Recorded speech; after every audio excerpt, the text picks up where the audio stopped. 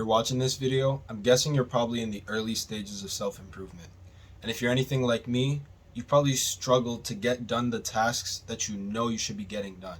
The important stuff like doing your schoolwork, running your errands, or your chores, or anything important that you have to get done, but you never seem to be able to actually start. Those tasks that you end up procrastinating on. I feel like I'm very well qualified to talk about procrastination because, if anything, I am the greatest procrastinator that I know of. And when I'm talking about procrastination, I'm not talking about the 5 more minutes and I'll get started on my project. I'm talking about absolute degenerate levels of procrastination. When I talk about procrastination, I'm talking about how I planned my life so that I could procrastinate the most and get the least work done. You know your procrastination is getting chronically bad when you start to rationalize how many hours of video games you can stay up playing before you can go to bed and still manage to get 4 hours of sleep, because that's getting 4 hours of sleep is still okay, so you can wake up in the morning and feel refreshed. It was that bad or even worse for me. If you're watching a YouTube channel like mine, chances are you're a lot like me and you tried to find out how you could stop procrastinating. And you've ended up watching all these little, what I like to call them is the coffee shop self-improvement channels, where their self-improvement is just do these productivity tactics, and the B-roll is always them in a coffee shop or something, drinking a cup of coffee, typing on a laptop. Like, as nice as those videos look, that kind of stuff doesn't work for people like me, people like us. Someone like me who suffered from procrastination to such a degenerate state that I would rationalize getting 2 hours of sleep before school as a high schooler, man, that little coffee shop self-improvement does not work on me. And it explains why throughout high school I lived my life like this. In self-improvement, one of the most critical words that we talk about is dopamine. And by now you should know what dopamine is. In the case of procrastinating, what dopamine in your brain does is it rewards your brain for avoiding the task that seems challenging. So let's say that you're on YouTube for a few hours and you know you need to get your essay done for school, but that's going to be challenging. Your brain doesn't like that.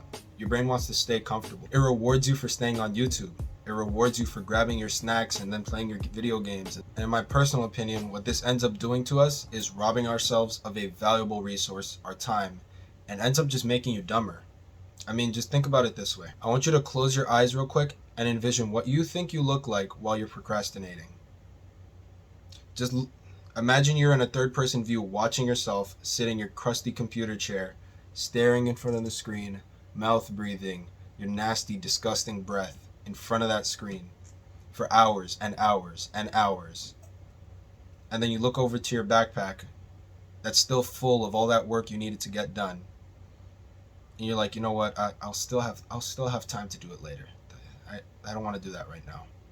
And hours later, you're exhausted, you want to go to sleep, and guess what? That work didn't get done. So you look at the clock, it's 2 a.m, and now is the time that you decide, yeah, I really kind of have to get this done. Or better yet, you fall asleep, don't do the work, and end up doing the work frantically, struggling to get it done right before class. Now, if you want to keep living like this and continuing your procrastination, by all means, go ahead. Continue doing the things you're doing. However, those of us who want to continue our self-improvement and break out of this mental prison of procrastination, I'm going to show you some actionable steps you can take to eliminate the amount of procrastination that you're doing. Now, if you couldn't already tell, I'm filming this video on 2 different days, so try to ignore my hair. I'm going to get it cut tomorrow. Now, before we get into the actionable steps that you can take to reduce your procrastination, I do need to mention this one important factor.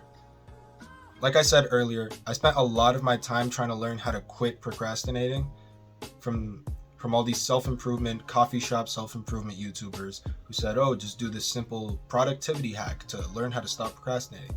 If only I knew at the time how wrong of an idea that was. There's no way to quit procrastinating. If there's something that you've been doing for years, a 10-minute video is not going to show you how to quit. Keep in mind that I'm not here to show you how to quit procrastinating.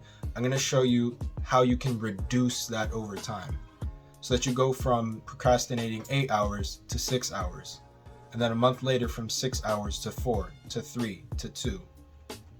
Now, that doesn't sound as glamorous as quitting on the spot and never procrastinating ever again, but it's simply the truth of the matter on how your body adapts to changes. You won't quit on the spot. If someone has been addicted to smoking for 15 years and you tell them, hey, do this and you can quit on the spot right now, how effective do you think it's going to be? Now, without further ado, let's get into the actionable steps that you can take to reduce the amount of procrastination you're doing over time. The first actionable step that I can recommend to you is to give yourself better things to do. Now, I'm going to guess that if you procrastinate a lot, there's a good chance that you're doing what I call high dopamine activities in a very high frequency every day. And I'm talking about things like eating junk food, playing video games, and watching Netflix or movies or stuff like that. And doing those actions at the same time, so like watching a movie while eating junk food, it keeps your brain's baseline of dopamine so high that you'll want to do nothing else but avoid the hard tasks that you have ahead of you. So in this case, I would recommend trying to pass your time with what I call low dopamine activities. And for example, something I do myself is walking, meditating, and working out. These are all three free activities that you can do that will help you pass the time and also give you a low amount of dopamine. So you can still enjoy these activities, but they won't spike your dopamine to such a crazy level that you'll avoid doing the hard activities that's ahead of you. And just like I said in previous videos about video games, I'm not saying that you have to outright quit these high dopamine activities altogether. All you have to do is start slowly, one by one, implementing the low dopamine activities so that eventually the high dopamine activities don't happen as often. Now, actionable step number 2 is journal about your procrastination. To be honest, it's really not that hard. Grab a pen and a piece of paper and just jot down on the days that you feel you've procrastinated the worst. I've ended up doing this several times on really the worst days of my procrastination. Just the fact of journaling down something like, hey, I really messed up today. Today was one of the worst days of the week. I wasted all this time playing video games and eating junk food when I really should have been getting my homework done. Looking back on those days that you journaled, you're going to look back with a sense of disgust for yourself and a kind of hatred for procrastination, because once you see it on the paper, it kind of shows you how it's really creeping up and sort of ruining your life, which, to be honest, it does. Now, the third actionable step that I highly, highly recommend is to cut out these high dopamine stimulus before doing the hard work. Now, this ties into the first actionable step that I talked about, and I'm gonna give an example of what this looks like. Have you ever been on YouTube for a few hours and you knew you had to get your homework done? So you tell yourself, hey, at 6 o'clock, I'm gonna close YouTube and I'm gonna get started on my homework. And then 6 o'clock rolls around and you're like, how about I just finish this video first? And then that goes on for another few hours until you finally give in, and by then you've already wasted the entire day procrastinating.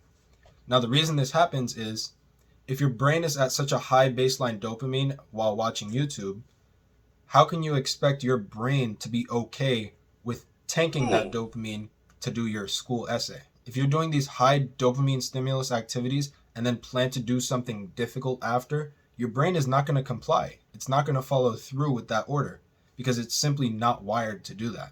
So what you can do to avoid this is doing those low stimulus activities that I mentioned earlier before you do something difficult, so that it won't be such a drastic jump for your brain to process. Something else important that I need you to keep in mind while doing this is that once you start doing a hard task, it's not actually that hard.